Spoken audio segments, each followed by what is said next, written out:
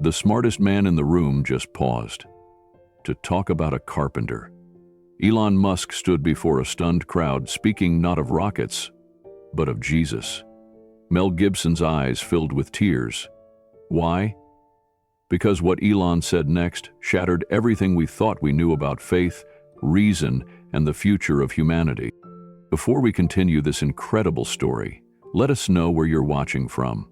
If you enjoy stories like this, subscribe to the channel, because tomorrow we have another inspiring story you won't want to miss. The lights dimmed in the state-of-the-art auditorium. The air buzzed with anticipation as cameras quietly panned across a sea of familiar faces. Actors, senators, tech giants, world influencers. In the front row, Mel Gibson sat upright, his eyes fixed on the stage. Then Elon Musk stepped forward into the spotlight. No one clapped, no music played. The screens behind him stayed dark. No slides, no animations, just Elon, in a simple dark suit, standing behind a bare podium. He looked out across the crowd, scanned the room slowly, and let the silence settle.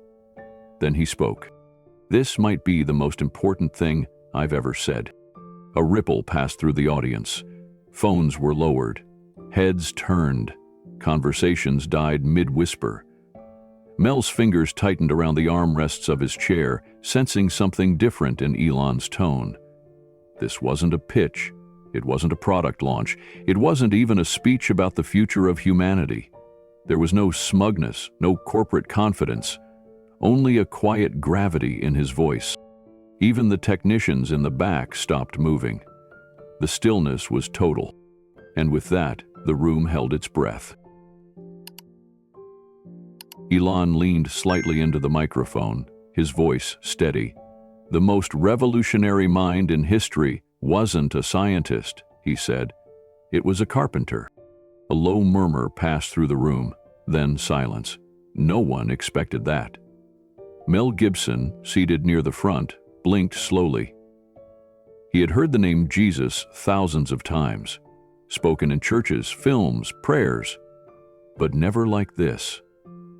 Not in this setting, not with this tone. Elon paused, letting the weight of the statement settle.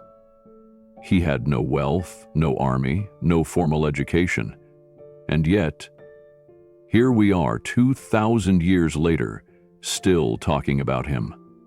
Why? Some in the crowd shifted in their seats. A famous CEO frowned. A senator looked down at her phone, then back up again.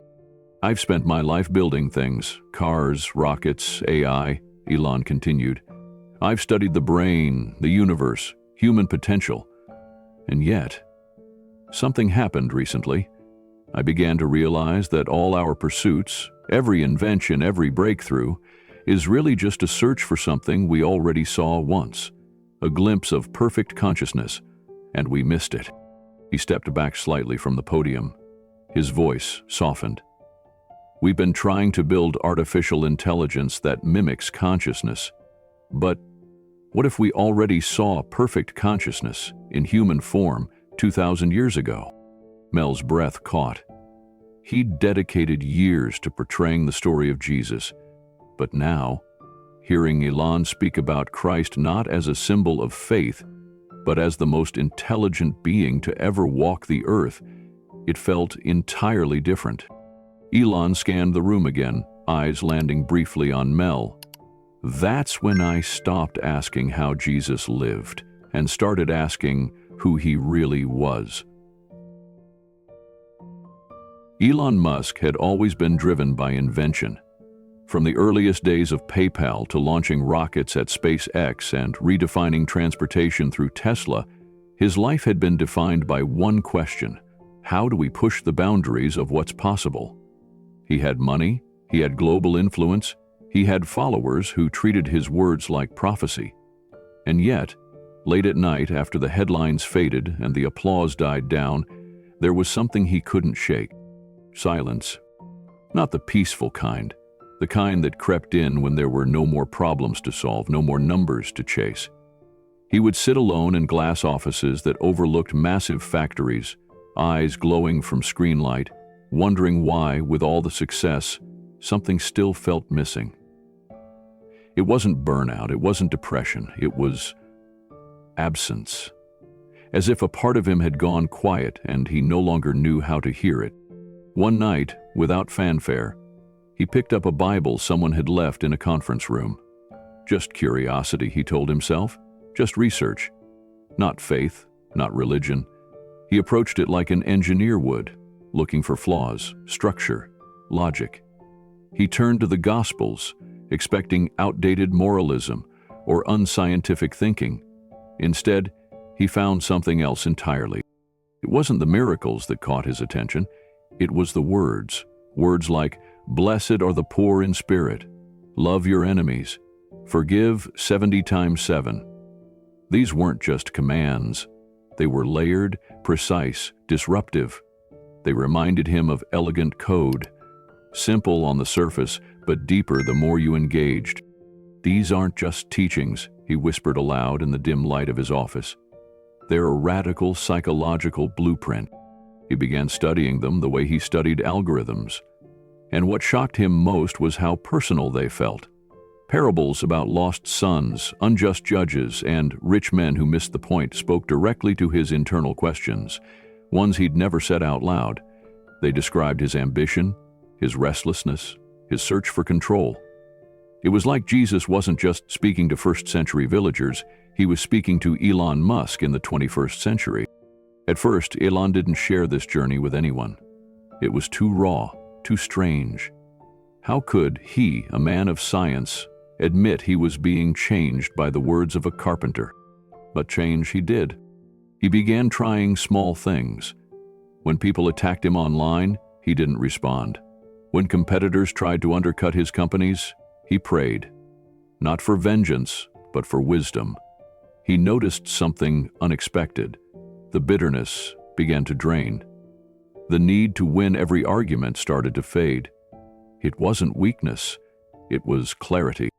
In the front row of the auditorium, Mel Gibson sat motionless. His hands were folded tightly, his eyes misting. He had spent years creating the passion of the Christ, pouring every ounce of his belief into the film. He thought he knew the story. But listening to Elon, this unexpected voice, was undoing him. Elon wasn't speaking like a preacher. He was speaking like someone who had been cracked open and had found something holy in the fracture.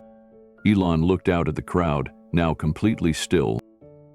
I used to think the most brilliant minds were inventors, scientists, visionaries, he said quietly.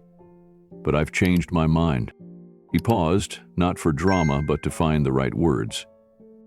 I think the greatest mind in history belonged to someone who never wrote a book, never led an army, and never traveled far from home. But he saw deeper into the human heart than anyone ever has. Then, slowly, he added, the more I studied Jesus, the more I saw my own reflection in his parables. Elon stood still at the podium, the weight of his next words pressing against the silence of the room. He didn't speak as a tech giant or a billionaire. He spoke like a man who had been humbled.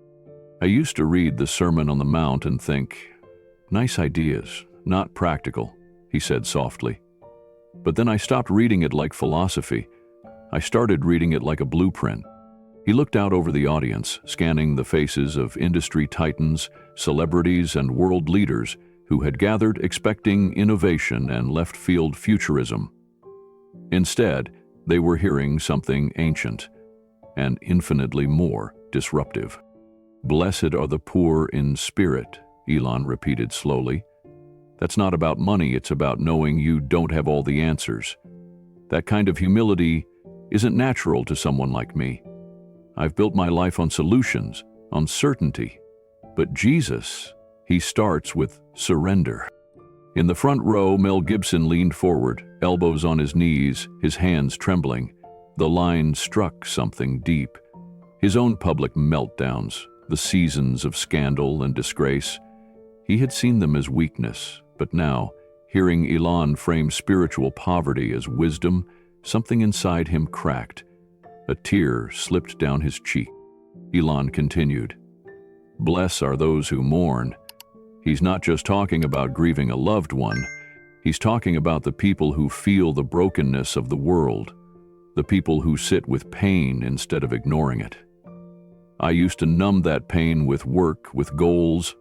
Now I understand. Maybe that mourning is a gateway to something deeper.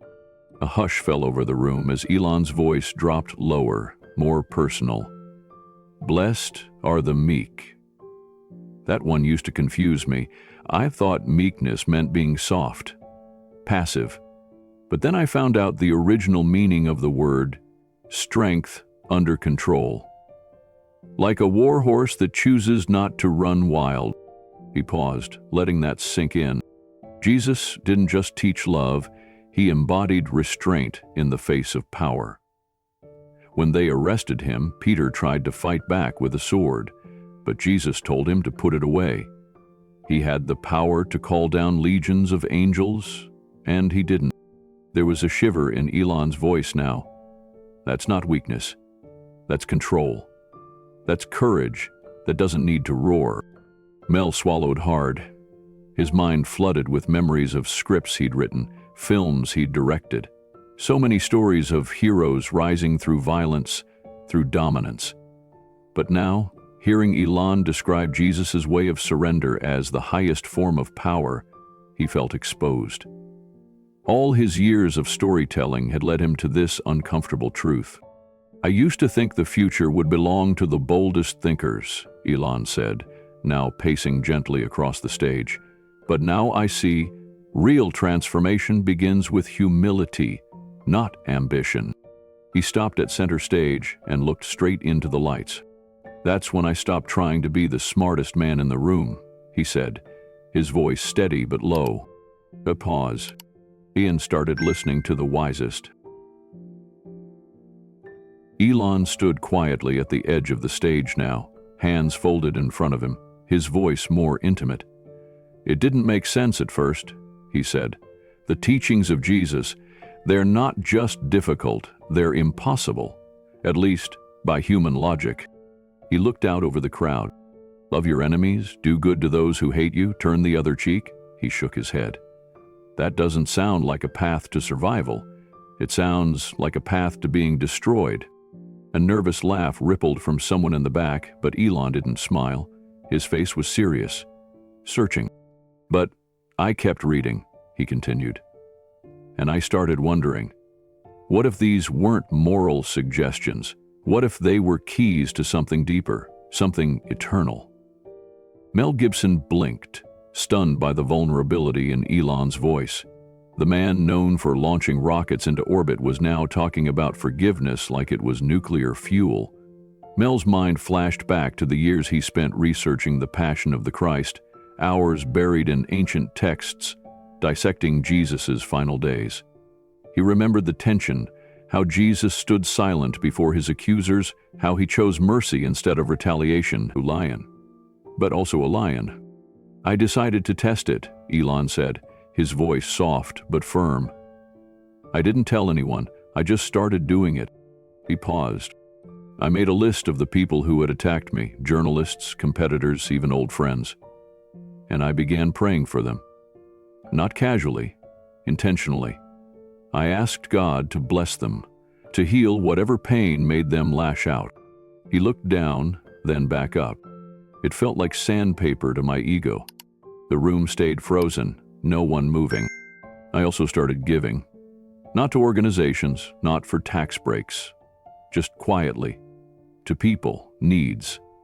Situations where I could step in without recognition. He took a breath. And something started to happen. Slowly. Not to them. To me. He stepped closer to the front of the stage, scanning the faces in the crowd. I felt lighter, less defensive, less angry. It's like the teachings of Jesus weren't just moral ideals. They were medicine for the soul. Mel closed his eyes. That word, medicine, hit him like a wave.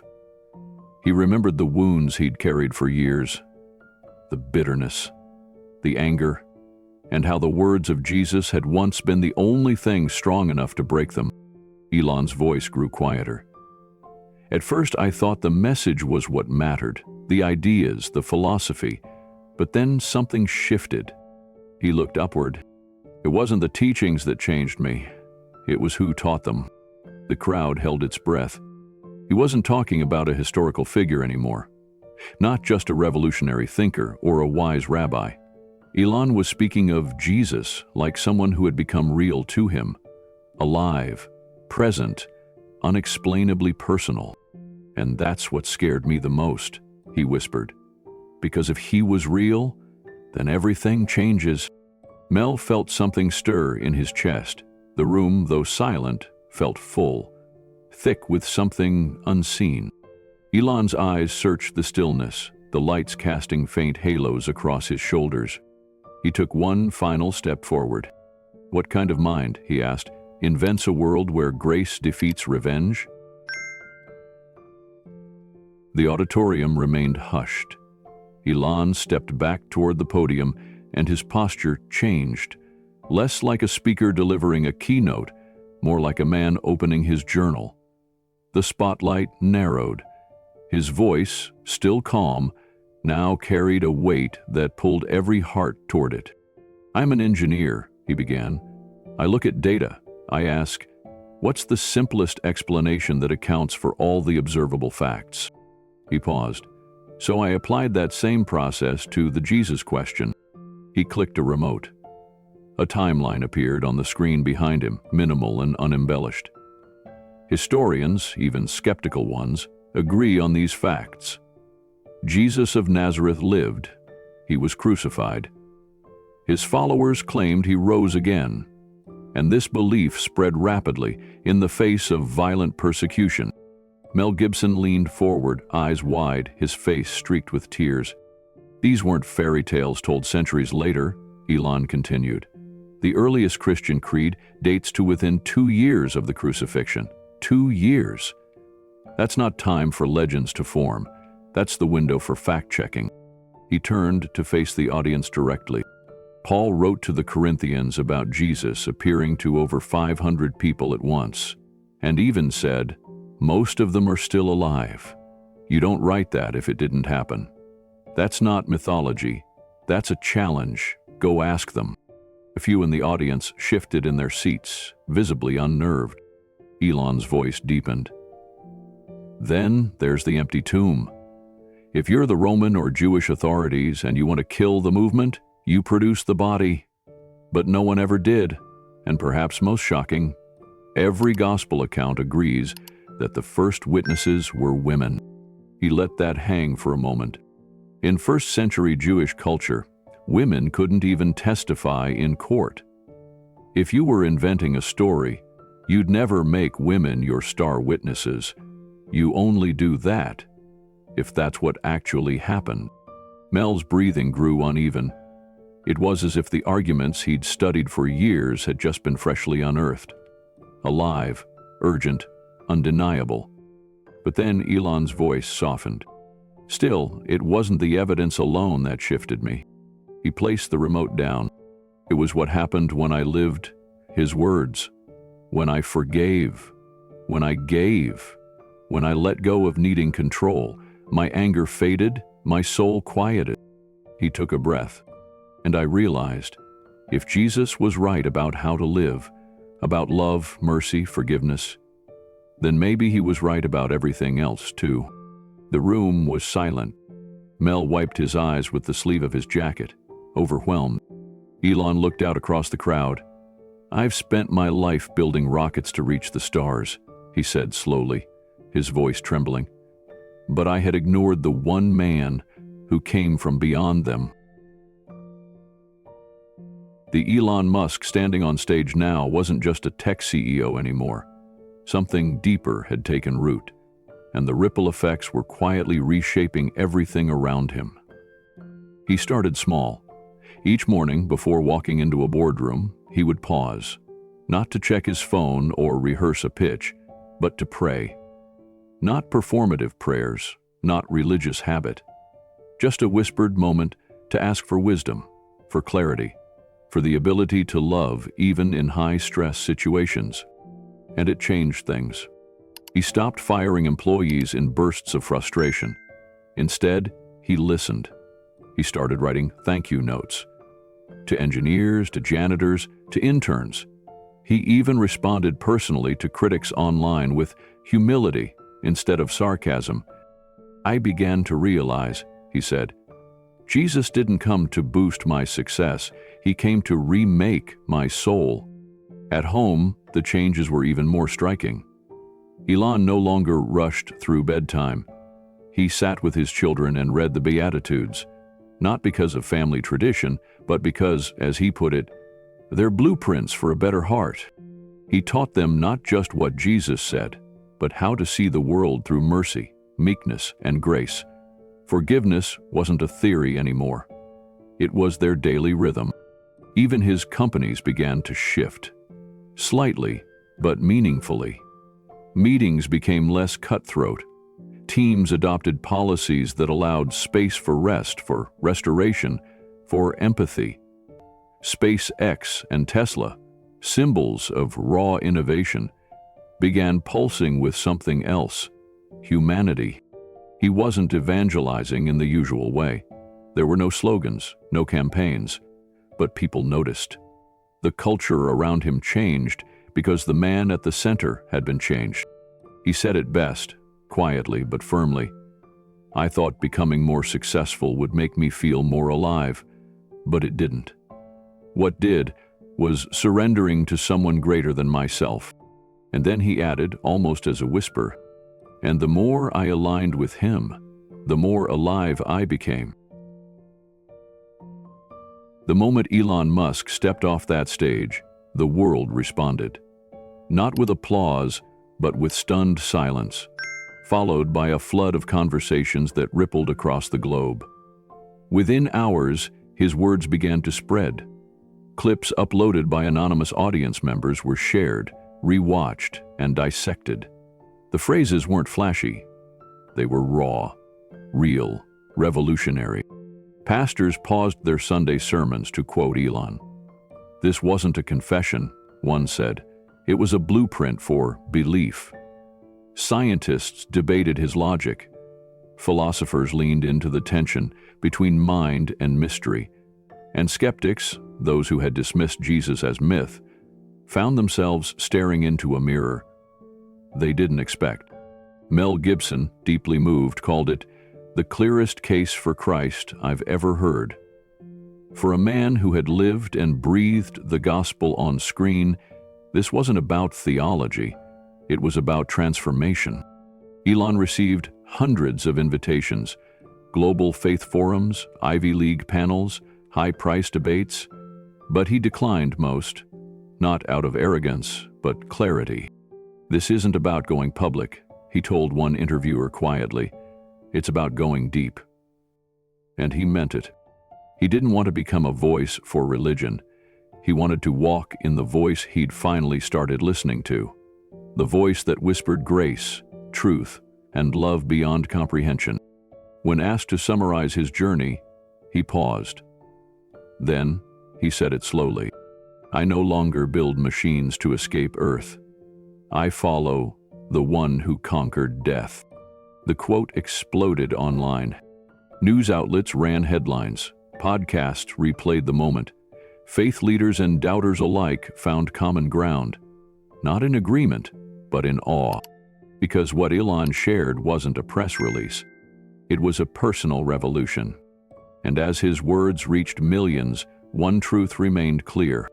This wasn't about belief in a system. It was a revelation of someone greater. Elon looked out over the auditorium, his eyes scanning the rows of celebrities, scientists, entrepreneurs, and leaders who had gathered expecting a talk about technology. The air was thick with silence. And then, with a calm clarity that could only come from someone who had wrestled deeply with truth, he spoke. "You came here tonight expecting a speech on innovation, on space travel, on the future of artificial intelligence. But what you got was a testimony. No one moved, not a whisper, not a cough. Just the sound of one man's voice echoing in a room that suddenly felt like a sanctuary. Mel Gibson stood slowly from the front row. His face was wet with tears. He walked up the stairs to the stage without saying a word. And then, with the whole world watching, he embraced Elon Musk. A long, firm, emotional embrace between two men, one who had once told the story of Christ through film, and one who had just declared it through conviction. Mel whispered into Elon's ear, "You just changed everything." Elon nodded gently, then stepped back to the microphone for one last sentence. His voice didn't tremble, it didn't rush. It was steady, full, and unshakably sure. Jesus didn't just save me, he reprogrammed me. He paused, taking a breath. I've lived my entire life chasing the edge of what's possible. I've built machines to change the world. But now, I've finally discovered what changes the soul. A hush fell deeper over the crowd. Elon looked down for a moment, then back up. This might be the most important thing I've ever said. And then, he said it. Clear, unapologetic, eternal. And I say it with everything I have. Jesus is Lord. The silence was holy. No ovation, no noise. Just the weight of truth landing in every heart in the room. Because in that moment, something more powerful than rockets, more enduring than data, had taken flight. And to the millions now watching that moment unfold online, one message rang louder than any algorithm ever could. Truth still speaks, grace still redeems, and Jesus still saves. Are you listening? If this story moved you, share it with someone who needs hope. Subscribe for more inspiring stories like this one.